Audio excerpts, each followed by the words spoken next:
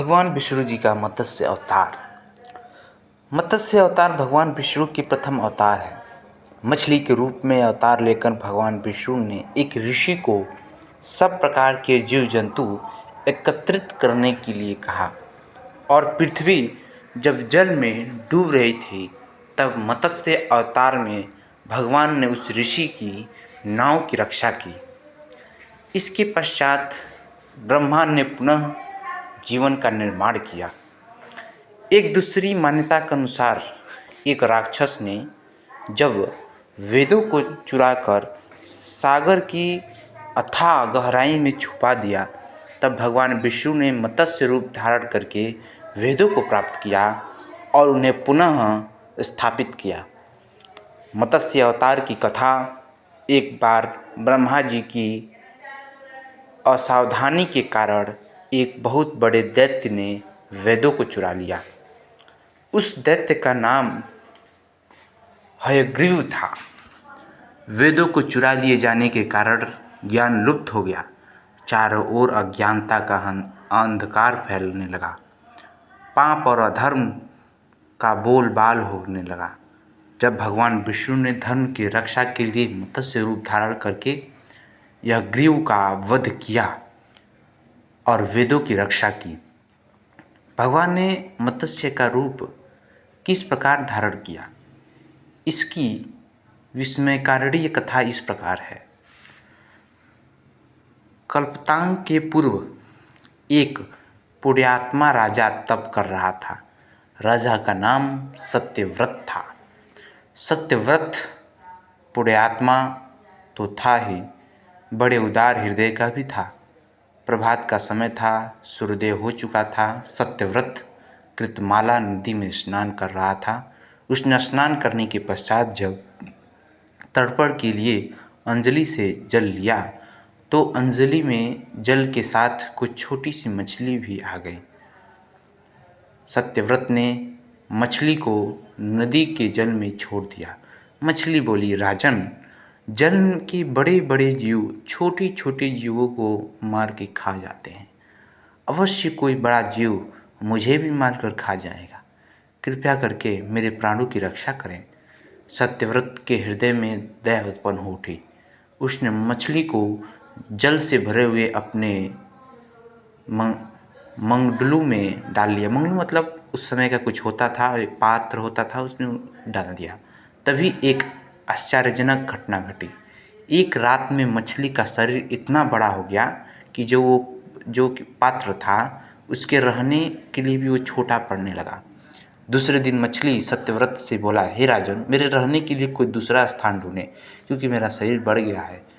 मुझे घूमने फिरने में बड़ा ही कष्ट होता है। सत्यव्रत ने मछली को उस पात्र से निकालकर पानी से भरे हुए एक मटके में रख दिया। जहाँ भी मछली का शरीर रात भर में ही मटके से इतना बड़ा हो गया कि मटका भी उससे रहने के लिए छोटा पड़ने लगा। दूसरे दिन मछली पुनः सत्यव्रत से बोली, राजन, मेरे रहने के लिए कहीं और प्रबंध कीजिए, क्योंकि मटका भी मेरे रहने के लिए छोटा पड़ रहा है। तब सत्यव्रत ने मछली को निकालकर एक सरोवर में डाल दिया, किंतु सरोवर भी मछली के लिए छोटा पड़ गया। इसके बाद सत्यव्रत ने मछली को नदी में, फिर उसके बाद समुद्र में डाल दिया। आश्चर्य, समुद्र में भी मछली का शरीर इतना ही अधिक बढ़ता गया। मछली के रहने के लिए वो भी जगह छोटा पड़ने लगा। अतः मछली पुनः सत्यव्रत से बोली, राजन, यह समुद्र भी मेरे रहने के लिए उपयुक्त नहीं है। मेरे रहने की व्यवस्था कीजिए। अब सत्यव्रत निराश हो उठे। उनसे आज तक ऐसी मछली कभी नहीं दिखी थी। यह भरे स्वर में बोला, मेरी बुद्धि को विस्मय के सागर में डुबो देने वाले आप कौन हैं? उन्हें लगा कि ये कौन अद्भुत जीव है। उन्हें शक हुआ और उन्हें मछली से उसने पूछा, राजन ने पूछा। मत्स्य रूपधारी श्री हरि ने उत्तर दिया। श्री हरि मतलब कृष्ण जी। राजन, यह ग्रीव नामक दैत्य ने वेदों को चुरा लिया है। जगत के चारों ओर अज्ञान और अधर्म का अंधकार फैल चुका है। मैंने यज्ञ को मारने के लिए ही मत्स्य का रूप धारण किया है।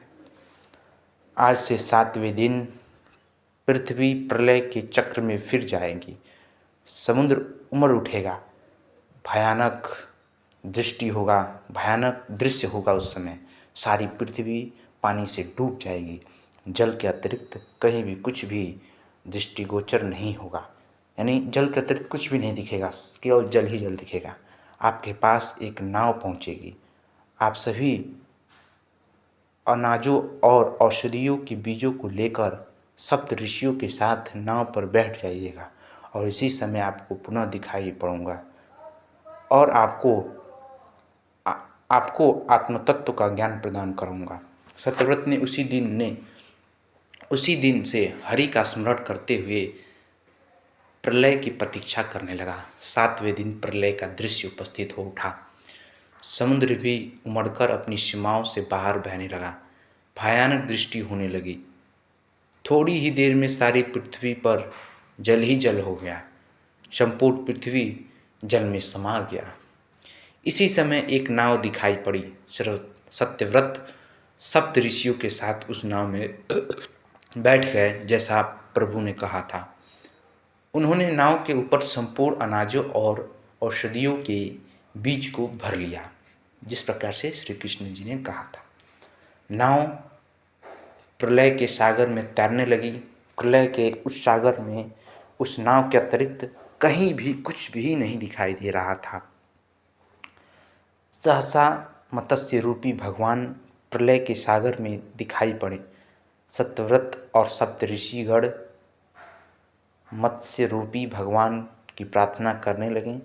भगवान से आत्मज्ञान पाकर सत्यव्रत का जीवन धन्य हो उठा।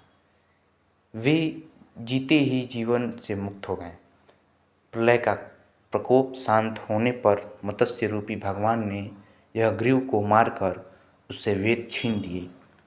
भगवान ने ब्रह्मा जी को पुनः वेद दे दिया।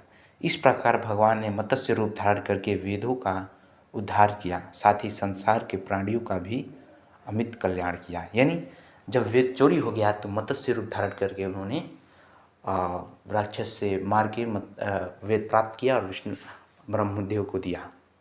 दोस्तों, वीडियो पसंद आई हो तो प्लीज़ वीडियो को लाइक एंड सब्सक्राइब। इस तरह की वीडियो बनाने में हमें बहुत मेहनत लगती है। हम आपके लिए अच्छा कंटेंट, आपके लिए अच्छा वीडियो, अच्छा विषय आपके सामने लाते हैं, इसलिए प्लीज़ वीडियो को like and subscribe, please subscribe.